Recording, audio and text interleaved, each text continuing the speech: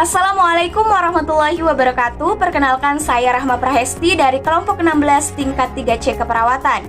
Pada kesempatan ini saya akan membahas pemantauan hemodinamik pada pasien kritis. Hemodinamik adalah aliran darah dalam sistem peredaran tubuh baik melalui sirkulasi sistemik maupun sirkulasi pulmonal. Pada kondisi normal, hemodinamik akan dipertahankan oleh tubuh secara fisiologis melalui mekanisme neuropulmonal yang disebut dengan homeostatis. Pada saat sakit kritis, mekanisme kontrol tersebut tidak dapat berfungsi dengan normal sehingga hemodinamik menjadi tidak stabil.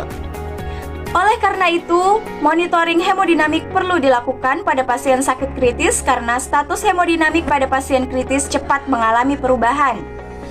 Adapun tujuan monitoring hemodinamik adalah dengan melakukan monitoring hemodinamik, perubahan-perubahan pada status hemodinamik dapat diketahui lebih awal sehingga dapat dilakukan penanganan lebih cepat untuk mendapatkan prognosis yang lebih baik. Monitoring hemodinamik dapat dilakukan melalui dua cara, yaitu yang pertama monitoring hemodinamik secara invasif dan yang kedua monitoring hemodinamik secara non-invasif. Pada video ini saya akan membahas monitoring hemodinamik secara non-invasif melalui yang pertama pemantauan saturasi oksigen, yang kedua pemantauan tekanan darah sistolik, tekanan darah diastolik, mean arterial pressure atau MAP, dan yang ketiga pemantauan EKG, capillary refill time atau CRT, dan suhu. Alat yang digunakan untuk monitoring hemodinamik secara non-invasif adalah yang pertama bedside monitor, yang kedua stetoskop, yang ketiga pulse oximeter, dan yang keempat non-invasive blood pressure atau NIBP, serta elektroda EKG. Adapun pelaksanaan tindakan monitoring hemodinamik yaitu yang pertama menyalakan bedside monitor, kemudian menyiapkan konektor atau kabel penyambung. Lalu sambungkan kabel elektroda pada bedside monitor dan pasang elektroda di dada pasien. Elektroda pertama dipasang di sadapan 2-3 ruang interkostal sebelah kanan atau right arm. Sadapan elektroda kedua dipasang di interkostal 2-3 sebelah kiri atau left arm. Dan yang ketiga dipasang di puncak tulang rusuk di atas perut. Selanjutnya adalah monitoring saturasi oksigen. Sambungkan kabel saturasi pada bedside monitor, kemudian pasangkan alat saturasi di jari pasien. Kemudian amati nilai saturasi yang terdapat pada bedside monitor. Nilai saturasi oksigen normalnya berada pada rentang 95-100%. Selanjutnya adalah monitoring suhu. Sambungkan alat pendeteksi suhu ke tubuh pasien.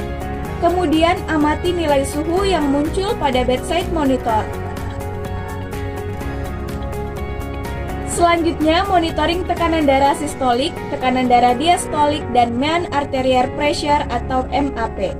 Sambungkan non-invasive blood pressure, pasang di tangan pasien, lalu sambungkan pada bedside monitor. Parameter hemodinamik yang dapat kita amati pada bedside monitor adalah yang pertama, EKG strip. EKG strip memperlihatkan gambaran dari EKG pasien. Yang kedua, heart rate menunjukkan tekanan nadi pasien.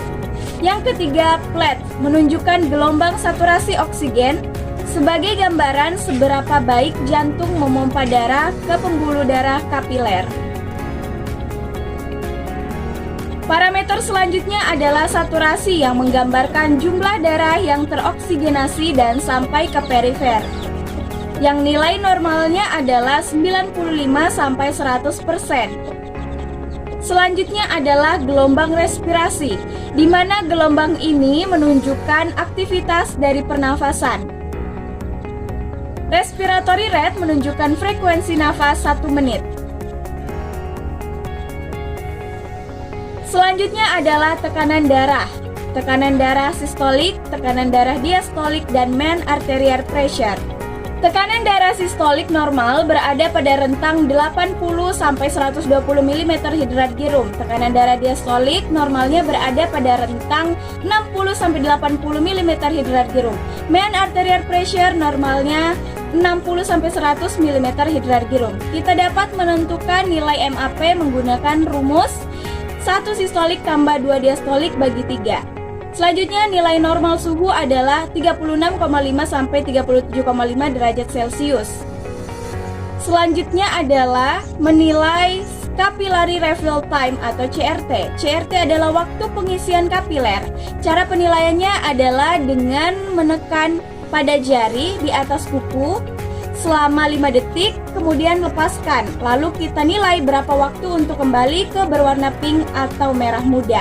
Nilai CRT normal adalah tidak lebih dari 2 detik.